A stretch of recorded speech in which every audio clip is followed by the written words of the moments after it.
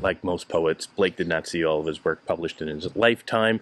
It took several decades for a lot of his notebook work to appear, a lot of his scribblings that he had made over the years. And one of them was published several decades later by his great friend or great fan and emulator, Dante Gabriel Rossetti, Never Seek to Tell Thy Love. And it's an interesting encapsulation of romanticism broadly, but also very much of the phenomenon in poetry that John Keats would later coin as negative capability. So this curious little lyric, I think, is really quite interesting. Never seek to tell thy love, love that never told can be, for the gentle wind does move silently, invisibly. I told my love, I told my love, I told her all my heart.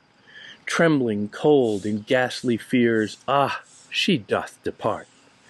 Soon as she was gone from me, a traveler came by, silently, invisibly, oh, was no deny.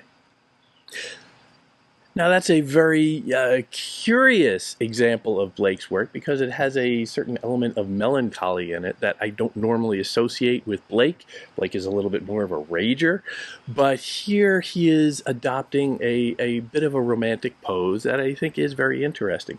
The idea that if you speak love, if you put an emotion as powerful as love, as divine as love, into the crude form of language, it spoils.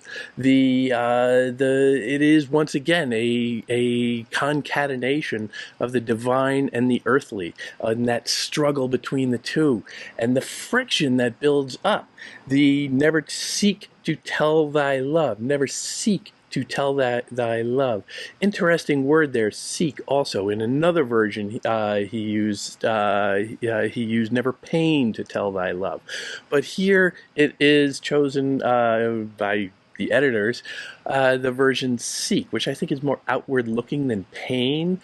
The idea that you are pained to tell your love, that sense of suffering is, I would argue, very Blakean, but the idea of seeking is very much Blake as well. The idea that it is a suffering turned outward, a motivation, an impelling to go and see something. Never seek to tell thy love.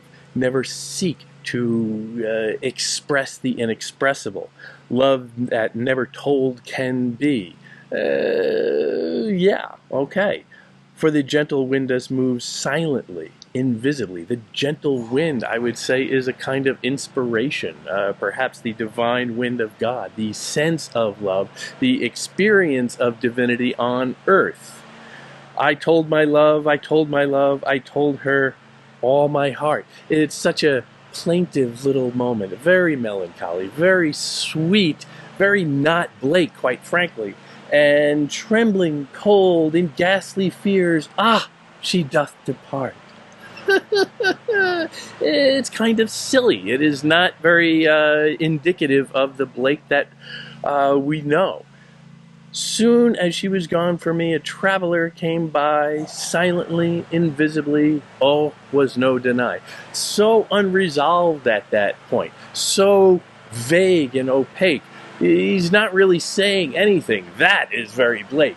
And the reader is left to struggle. But of course, that is the idea of expressing the inexpressible, of negative capability, the idea that there is divinity all around us, but it cannot be seen by mortal eyes. It cannot be experienced in a mortal frame.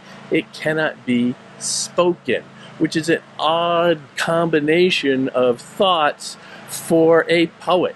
But of course, remember, he was always at war with himself in that. As a poet, an artist of language, he was also, however, a painter and an engraver, an artist of images, and he was always working between the two, and that sense of friction between those two is always very evident.